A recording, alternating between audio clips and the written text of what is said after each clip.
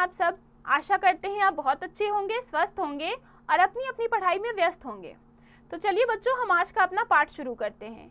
आज का हमारा पाठ है निबंध लेखन। तो आज हम निबंध लेखन सीखेंगे।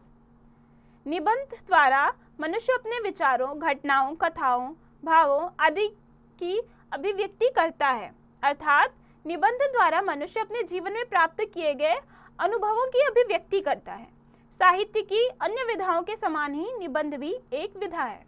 तो हम अपने भावों को, अपने विचारों को निबंध लिखकर प्रकट करते हैं और ये साहित्य की एक विधा है। यहाँ कुछ निबंध दिए गए हैं, इन्हें पढ़िए और समझिए। तो कुछ उदाहरण दिए गए हैं निबंध लेखन के, हम उन्हें पढ़ेंगे और समझेंगे। पहला है स्वतंत्रता दिवस। हमारा देश त्योहारों और पर्वों का देश है। होली, दिवाली, दशहरा, ईद तथा क्रिसमस आदि कई धार्मिक पर्व यहाँ पर धूमधाम से मनाए जाते हैं।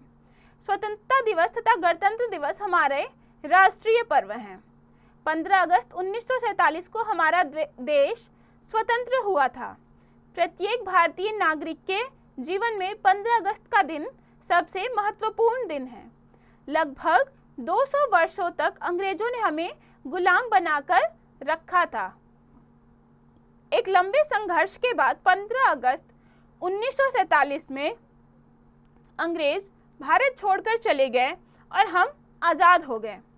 आज़ादी मिलने पर देश भर में खुशी की लहर छा गई। तब से लेकर आज तक यह पर्व प्रतिवर्ष बड़ी धूमधाम से मनाया जाता है। इस दिन सरकारी छुट्टी होती है। देश के सभी स्कूलों, कॉलेजों, सरकारी कार्यालयों व विभिन्न संस्थाओं में स्वतंत्रता दिवस का जश्न मनाया जाता है। दिल्ली में इस त्योहार का विशेष महत्व होता है। इस दिन हमारे देश के प्रधानमंत्री लाल किले पर तिरंगा झंडा फहराते हैं और राष्ट्र के नाम संदेश देते हैं। इस दिन सभी लोग अपने अपने घरों की छतों पर भी तिरंगा फहराते हैं।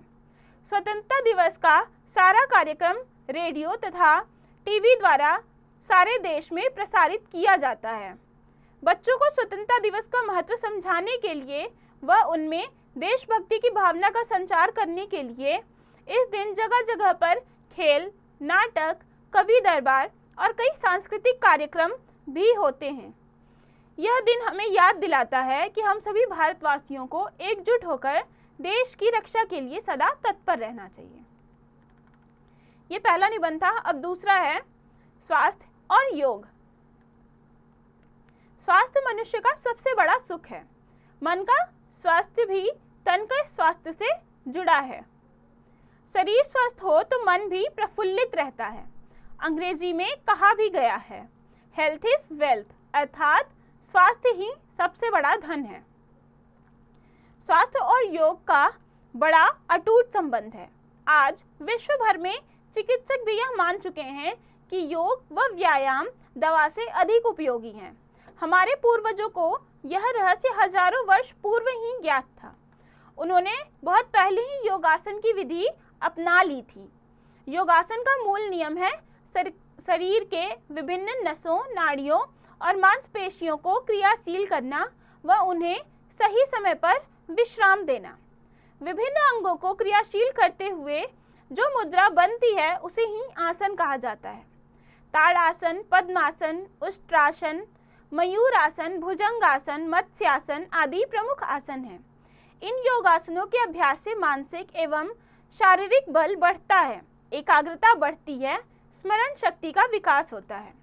आज के युग में लगभग हर व्यक्ति तनावग्रस्त रहता है, जिससे कम उम्र में ही अनेक रोग उन्हें पकड़ लेते हैं।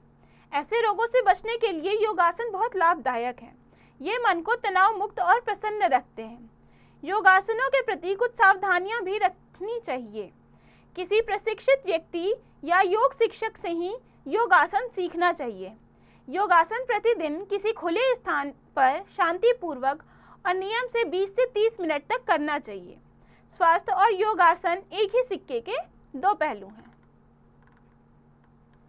तीसरा निबंध है दिल्ली की सैर। दिल्ली भारत की राजधानी है। यह यमुना नदी के किनारे पर बसी हुई है। प्राचीन काल में इसका नाम इंद्रप्रस्थ था। यह एक ऐतिहासिक नगर है। रविवार के दिन हम माता पिता जी के साथ दिल्ली घूमने गए। सबसे पहले हम लाल किला देखने के लिए गए। यह लाल पत्थरों से बनी हुई एक विशाल इमारत है। पिताजी ने हमें बताया कि प्रत्येक 15 अगस्त को हमारे देश के प्रधानमंत्री लाल किले पर तिरंगा झंडा फहराते हैं। लाल किले से थोड़ी ही दूरी पर अप्पू घर है। यहाँ पर तरह तरह के झूले लगे हुए हैं।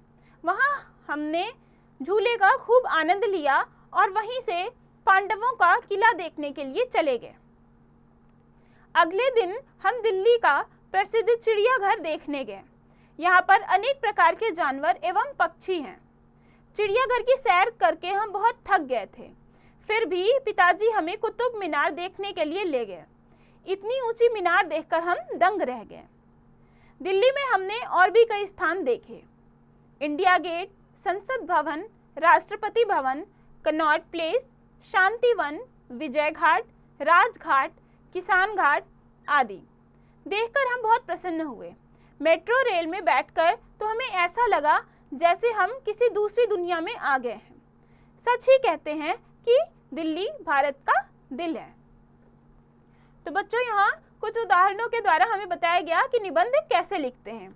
आगे है अभ्यास। निम्नलिखित विषयों पर निबंध लिखिए। तो यहाँ कुछ विषय दिए गए हैं जिन पर हमें निबंध लिखना है। क, गणतंत्र दिवस। तो अनेक वर्षों की गुलामी के पश्चात 26 जनवरी 1950 को हमारा संविधान लागू हुआ था। तब से प्रत्येक वर्ष 26 जनवरी को हम अपना गणतंत्र दिवस मनाते हैं। यह हमारा राष्ट्रीय पर्व है और इस दिन सरकारी छुट्टी रहती है। ऐसे ही आपको ये निबंध पूरा करना है और बाकी विषयों पर भी निबंध लिखने हैं। तो बच्चों, ये पाठ यहाँ खत्म हुआ। हमने इस पाठ में निबंध लेखन के बारे में पढ़ा, उसमें क्या क्या नियम होते हैं और क्या क्या सावधानी रखनी चाहिए और निबंध कैसे लिखते हैं ये भी जाना। अब आप इस पाठ को पढ़िए, समझिए और इसके बचे हुए अभ्यास को खुद से कीजिए।